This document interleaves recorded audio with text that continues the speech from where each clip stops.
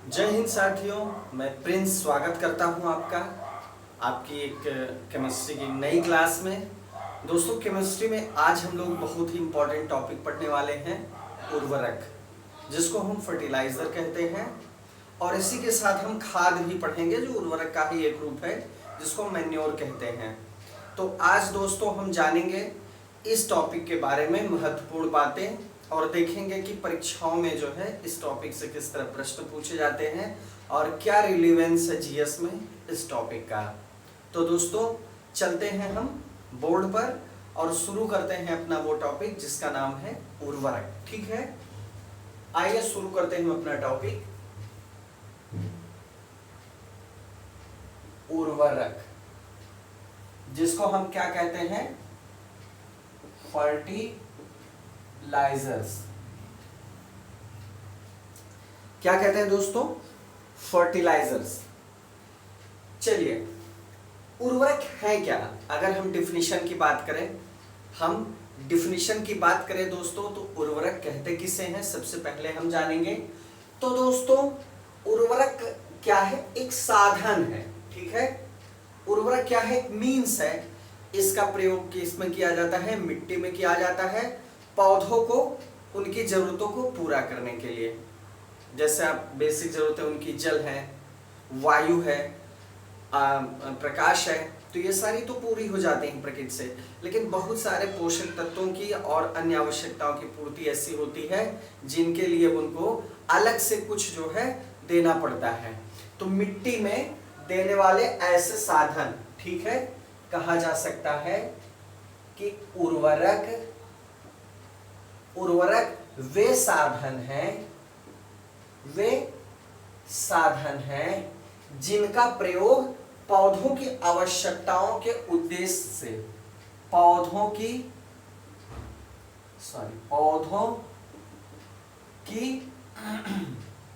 आवश्यकताओं की पूर्ति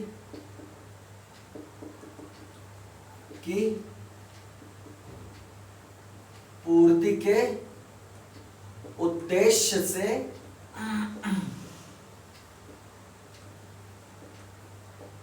मिट्टी में किया जाता है। ठीक है, ध्यान दीजिएगा, पौधों की आवश्यकताओं की पूर्ति, मतलब इसका मतलब यह हुआ उर्वरक में कुछ ऐसे पोषक तत्व मौजूद होते हैं जिनसे पौधों की आवश्यकताओं की पूर्ति संभव हो पाती है। और इनका प्रयोग कहाँ किया जाता है? मिट्टी में किया जाता है। बात क्लियर हो गई? तो उर्वरक वे साधन हैं जिनका प्रयोग पौधों की आवश्यकताओं की पूर्ति के लिए मिट्टी में किया जाता है। क्लियर हो गया? चलिए, उर्वरक का सीधा अर्थ क्या है दोस्तों? उर्वरक का सीधा अर्थ है उर्वरता प्रदान करने वाला। अगर कहा जाए तो उर्वरक का शाब्दिक अर्थ क्या हो गया? उर्वरता प्रदान करने वाला। जाहिर सी बात है, मिट्टी को उर्वरता प्रदान करने वाला, ताकि मिट्टी क्या करे? पौधों को अधिक से अधिक जो है उत्पादन के लिए प्रेरित कर सके, उनकी जरूरतों को पूरा कर सके। तो यह हो गया उर्वरता प्रदान करने वाला। उर्वरक क्या हो गया? उर्वरता प्रदान करने वाला। बात क्लियर हो गई? इसको डालने से क्या हो जाता है? मिट्टी भी उर्वर हो जाती है। इनको डालने से क्या होता है? मिट्टी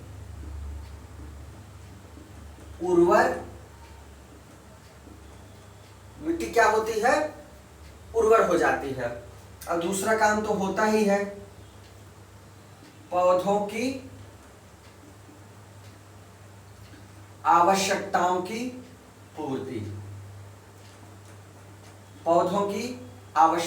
पूर्ति। ये तो परिभाषा में ही हमने देख लिया। और दूसरी चीज, मिट्टी भी पोषक तत्वों से युक्त हो जाती है, उर्वर हो जाती है। यही काम है उर्वरक का। बात क्लियर हुई दोस्तों? चलिए, इन्हें हम एक चीज और कह सकते हैं,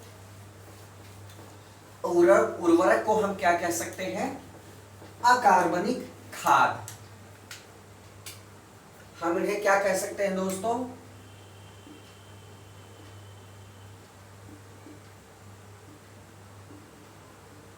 अकार्बनिक खाद भी कह सकते हैं। मतलब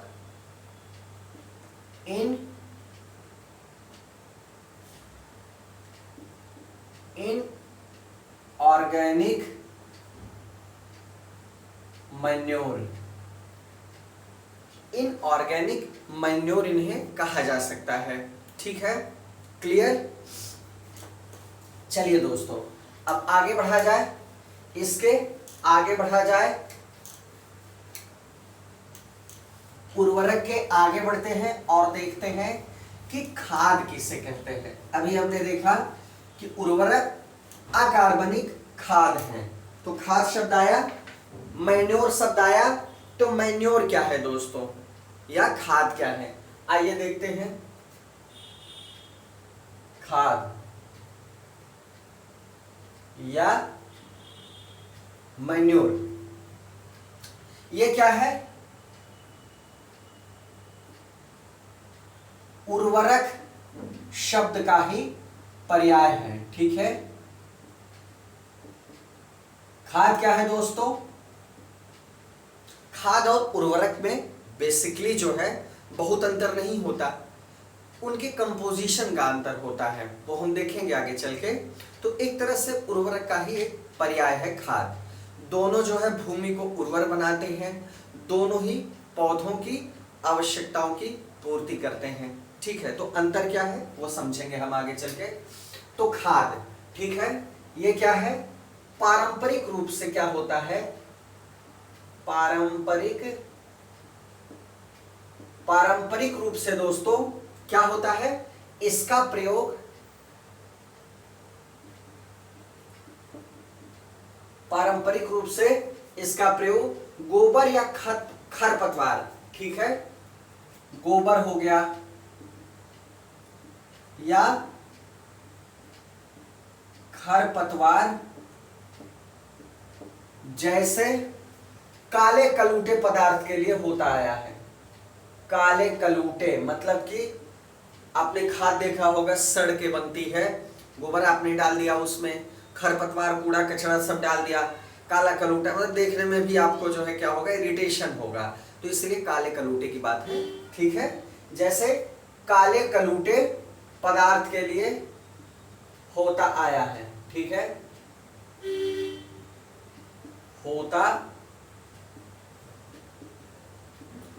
तो क्या है, जो भी काले कलूटे तरह के पदार्थ, कूड़ा कचरा सब, गोबर, ये मिला जुला के क्या बनती है, कार्बनिक खाद बनती है। इसमें कार्बन विद्यमान होता है, पहला अंतर आपको समझ में आ गया होगा।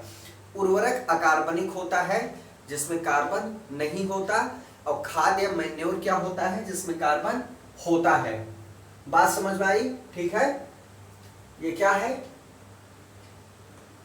कार्बनिक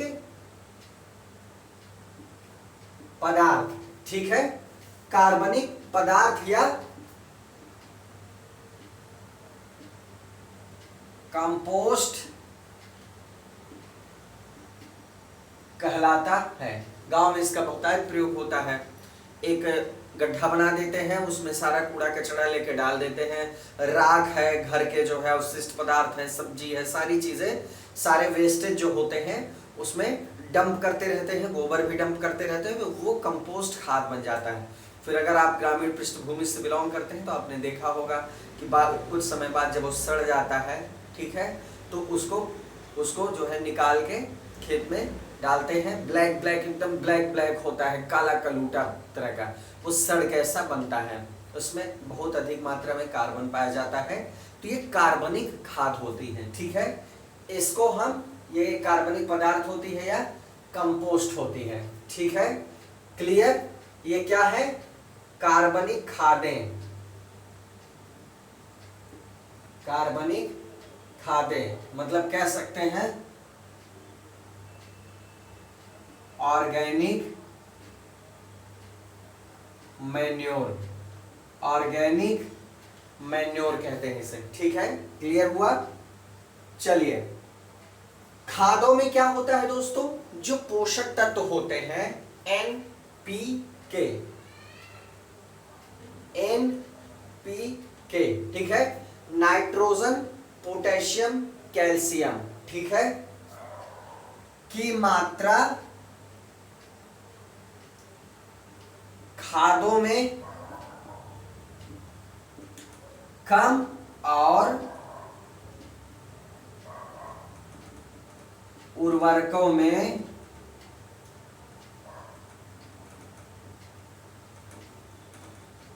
अधिक होती है। बात क्लियर हुई?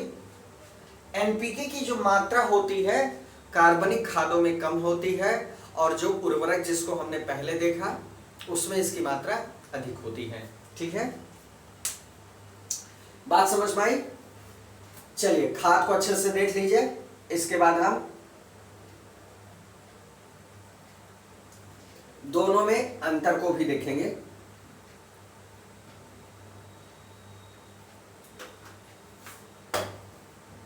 चलिए, उर्वरकों में इनकी मात्रा सांद्र रूप से रहती है,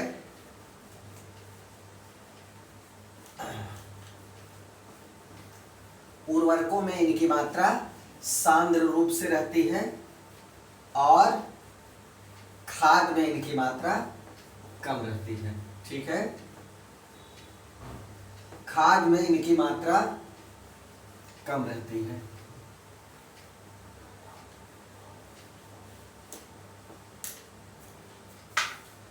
आइए देखते हैं। ठीक है, इनको क्या करना पड़ता है दोस्तों, मिट्टी को अगर उर्वर बनाना है, मिट्टी को उर्वर बनाने और पौधों की आवश्यकताओं को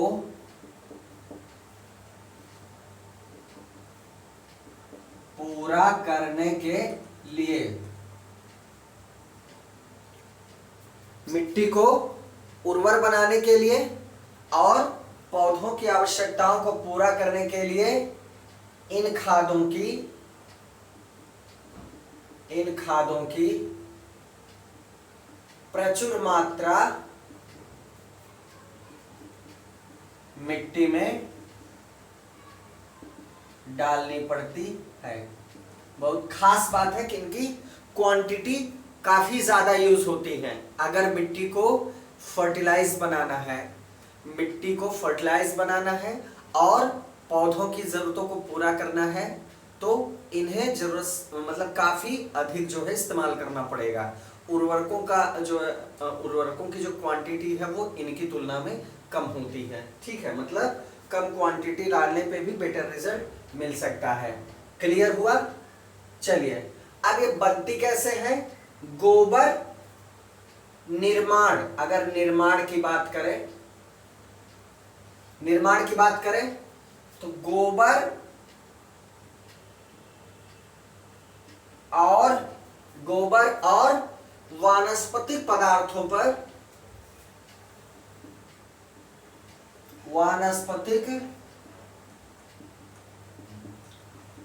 पदार्थों से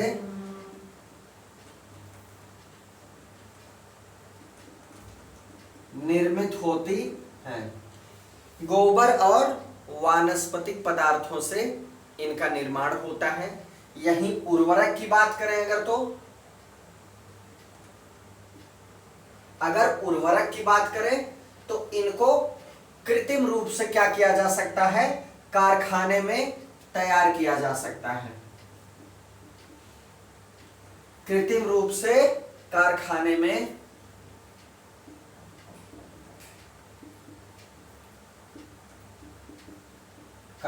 में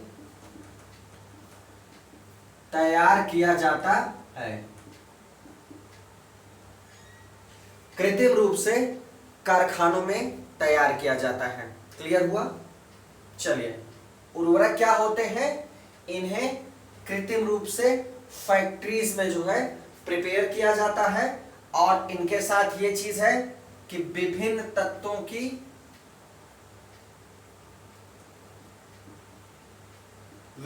तत्वों की जो मात्रा होती है वो दोस्तों मात्रा या सांद्रता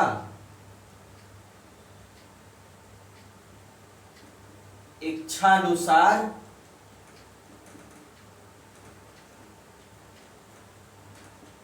रखी जा सकती है। मतलब जब कृत्रिम रूप से तैयार ही करना है, फैक्ट्री में ही तैयार करना है, तो जो भी तत्व आवश्यक लगे और जब जिस जो है अलग अलग उर्वरक में आवश्यक लगे उनकी सांद्रता या मात्रा अलग अलग रखी जा सकती है।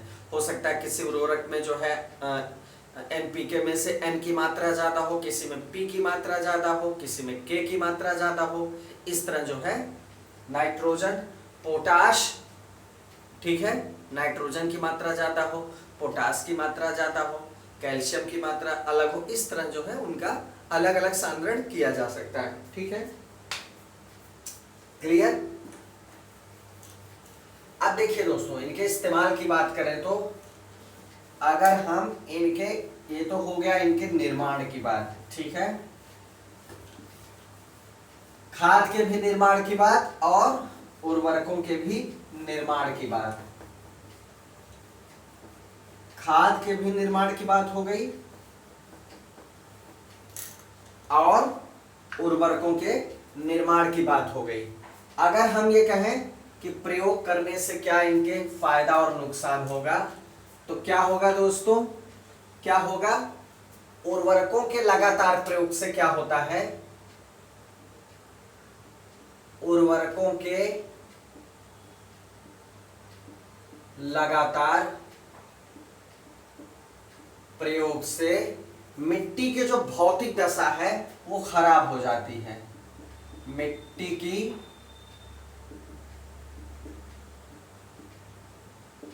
भौतिक दशा खराब हो सकती है। मिट्टी की जो दशा है, भौतिक दशा है, वो क्या हो सकती है, खराब हो सकती है। ठीक है, उर्वरकों के लगातार प्रयोग से, न कि खाद के। ठीक है, ध्यान दीजिएगा, मिट्टी के सूक्ष्म जीवाणु,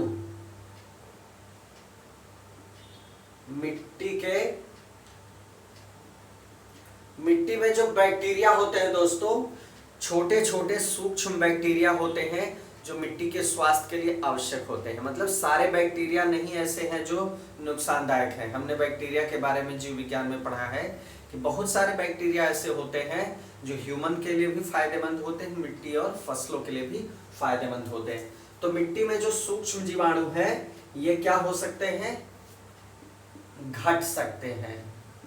ठीक है, इनकी संख्या कम हो सकती है दोस्तों, और सूक्ष्म मात्रिक तत्वों और कार्बनिक पदार्थ की कमी हो सकती है। और क्या हो सकता है, सूक्ष्म मात्रिक तत्वों, सूक्ष्म मात्रिक तत्वों और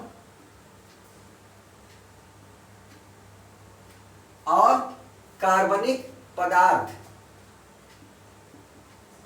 की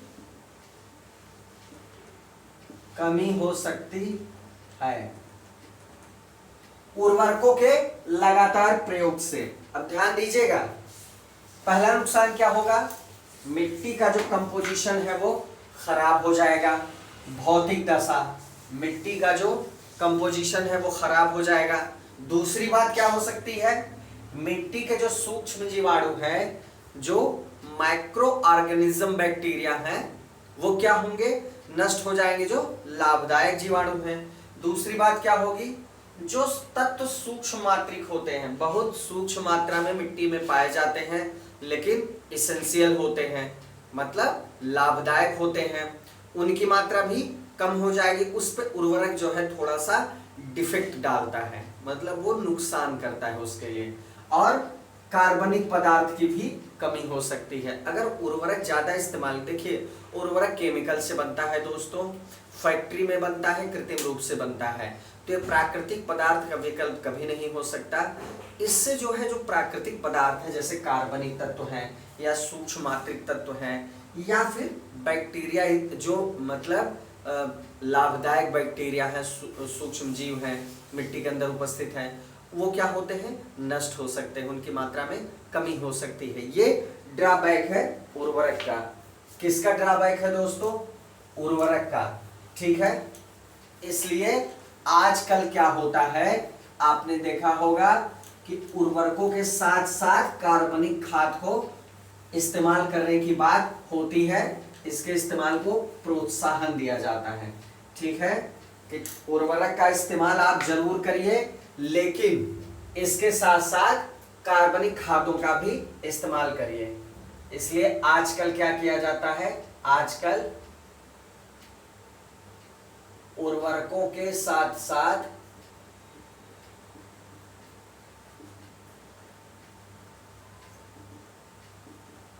कार्बनिक खाद के इस्तेमाल को संस्तुत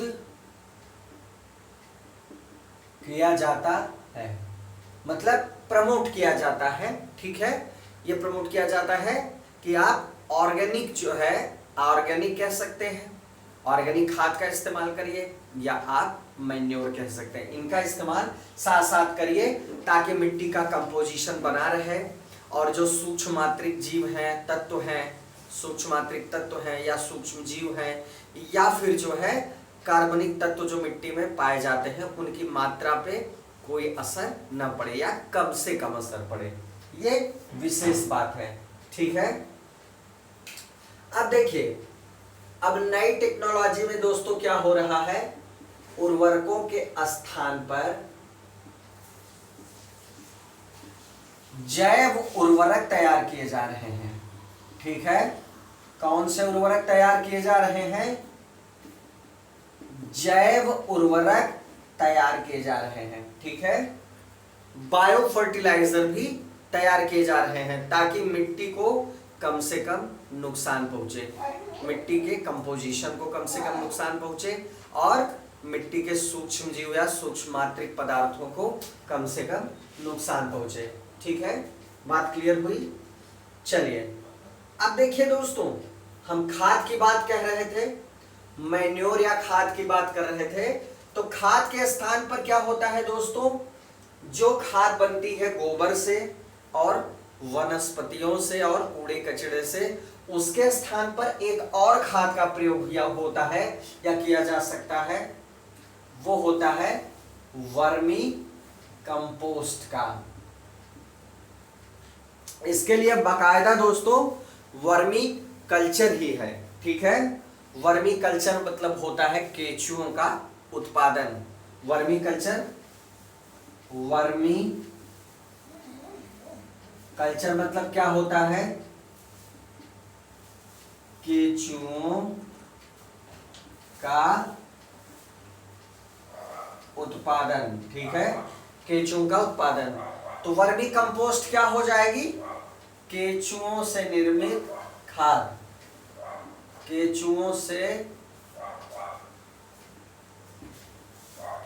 निर्मित खाद। इसके लिए केचुओं को बाकायदा कल्चर भी किया जाता है, पाला भी जाता है। आपको पता है दोस्तों, केचुए किसानों के मित्र कहलाते हैं। किस तरह?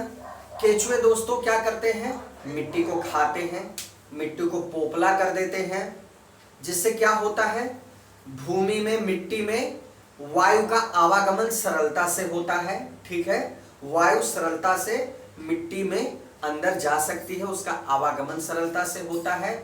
और दूसरी चीज क्या होती है, मिट्टी को खाकर केचुए जब उसको रिलीज करते हैं, उसका मल त्याग करते हैं, तो वो क्या होती है, मिट्टी काफी जो है पौधों के लिए काफी जो है यूजफुल हो जाती है, काफी वो खाद की तरह काम करती है। ठीक है, और जाहिर सी बात है, एक तरह से वो मिट्टी की जुताई भी कर देते हैं, मिट्टी को भुरभुरा कर देते हैं, सरंध्र कर देते हैं।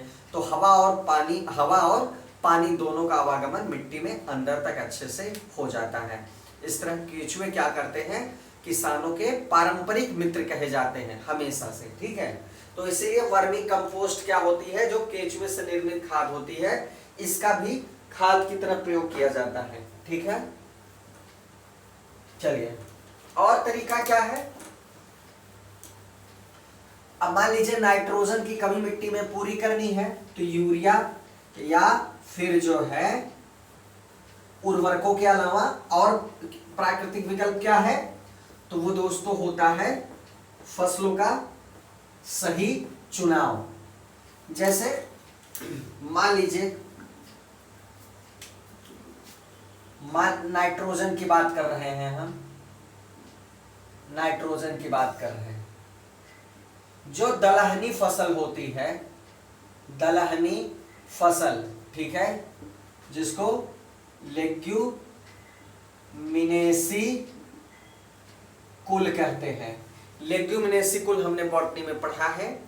लेग्यूमिनेसी कुल में दाल वाली जो है फसलें आती हैं, जिसमें 2 दाल होती है, चना, मटर, उसके बाद सेम, ये सारी फसलें क्या है, मूंग है, ये सारी फसलें क्या है दोस्तों, ये सारी फसलें होती हैं लेग्यूमिनेसी या दलहनी फसल। अब मान लीजिए इनको आपने मिट्टी में उगाया, हमने इनको मिट्टी में उगाया, तो इनकी जड़ों में गांठें पाई जाती हैं दोस्तों। और उन गांठों में क्या होता है, उन गांठों में जो है राइजोबियम, एक जीवाणु होते हैं जिसका नाम होता है राइजोबियम। तो इस तरह की फसलों की जड़ों में पाए जाते हैं, उनकी गांठों में ये पाए जाते हैं राइजोबियम। इनका काम क्या होता है, ये राइजोबियम जीवाणु इन पौधों के साथ सहजीवी संबंध प्रदर्शित करते हैं। इनका काम क्या होता है, चूंकि पौधे जो है नाइट्रोजन गैस को सीधे रूप में नहीं ले सकते, उनको आवश्यकता तो पड़ती है नाइट्रोजन लेने की, लेकिन वो सीधे रूप में नहीं ले पाते। इसके लिए क्या होता है, वो और यौगिक के रूप में ले सकते हैं। और यौगिक जो होते हैं, तो दोस्तों राइजोबियम जीवाणु का काम क्या होता है, ये वायुमंडल के नाइट्रोजन को ऐसे यौगिकों में बदल देते हैं, नाइट्रेट या नाइट्राइट में चेंज कर देते हैं, जिनको पौधे सरलता से ग्रहण कर सकते हैं और अपनी नाइट्रोजन की आवश्यकता की पूर्ति कर सकते हैं। ठीक है, तो कहने का मतलब, अगर हमने मिट्टी में दलहनी फसल को बो दिया, ठीक है, दलहनी फसल को अगर हमने बो दिया दोस्तों, तो मिट्टी में जो है,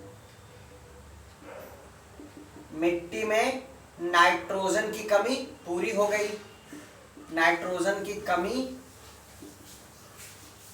पूरी हो जाती है। ठीक है, क्लियर हुआ।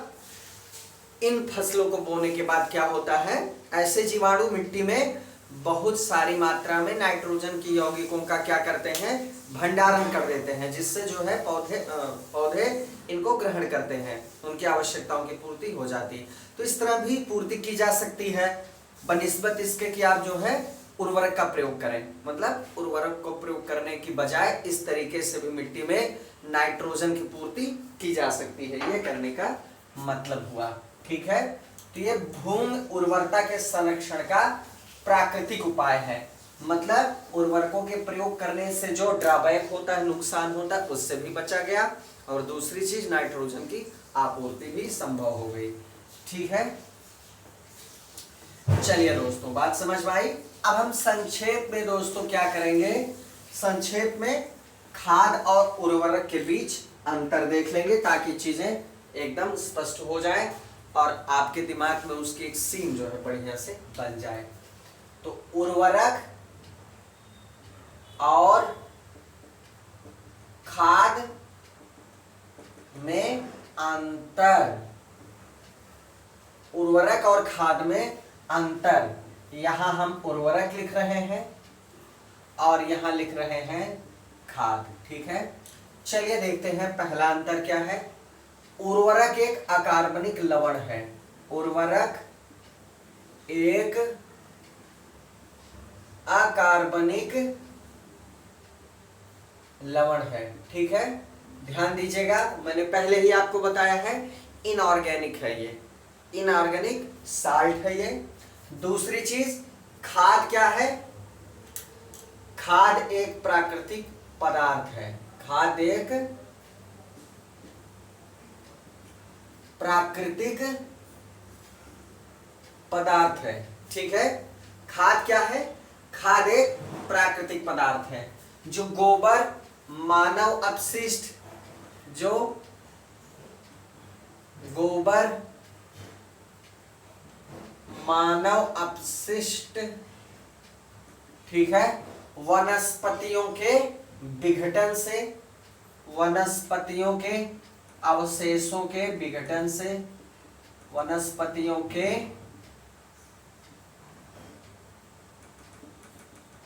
अवशेषों के विघटन से इत्यादि से क्या होती है, प्राप्त होती है, प्राप्त होती है, ठीक है। ये एक प्राकृतिक पदार्थ है जो गोबर मानव अपशिष्ट वनस्पतियों के अवशेषों के विघटन से प्राप्त होती है। और यहां आपने देखा, ठीक है, ये कैसी होती है, अकार्बनिक लवण। अब इसका निर्माण की बात करें तो इसका उत्पादन फैक्ट्रियों में होता है, इसका उत्पादन फैक्ट्रियों या कारखानों में होता है, ठीक है। और इसको क्या होता है, खाद को हम खेतों में बना सकते हैं, खेतों में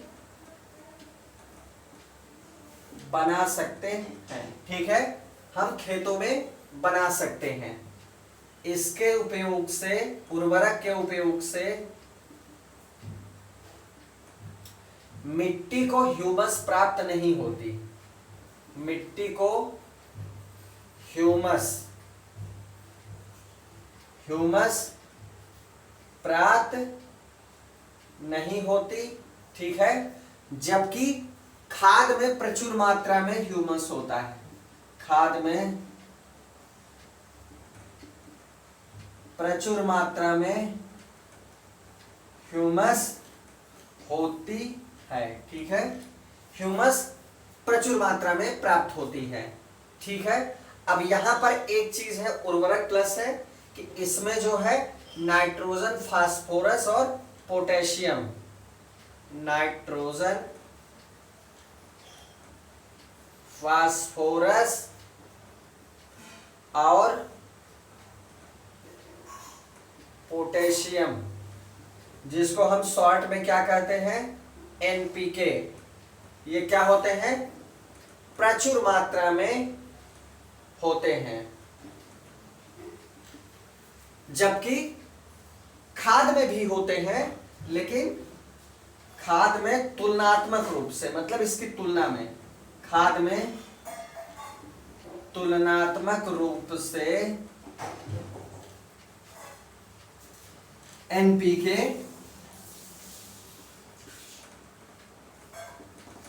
कम मात्रा में होते हैं, कम मात्रा में पाए जाते हैं। ये अकार्बनिक लवण है, ये कार्बनिक है, प्राकृतिक पदार्थ है। ये जो है गोबर मानव अपशिष्ट वनस्पतियों के अवशेषों के विघटन से प्राप्त होता है और खेतों में बनाया जाता है। ये फैक्ट्रियों में बनाया जाता है।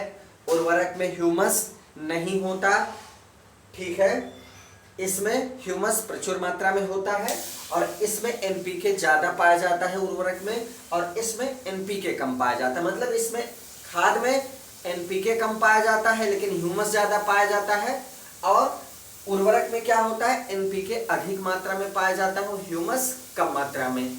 इस तरह जो है खाद्य उर्वरक का अंतर होता है। खाद का अपना महत्व है दोस्तों, उर्वरक का अपना महत्व है। हाँ, लेकिन अगर प्राकृतिक रूप से कहा जाए कि लंबे समय तक मिट्टी के कंपोजिशन की बात की जाए या मिट्टी के ओवरऑल हेल्थ की बात की जाए और फसलों में जो है विषैले तत्व या नुकसानदायक तत्वों का सांद्रण रोका जाए, तो उसके लिए खाद जो है ज़्यादा बेहतरीन है। जैव उर्वरक जो है ज़्यादा आवश्यक है कि इसका प्रयोग किया जाए वर्तमान समय में। तो इस तरह दोस्तों हमने क्या देखा, हमने इनका तुलनात्मक अध्ययन देखा और खाद और उर्वरक को अच्छे से समझा।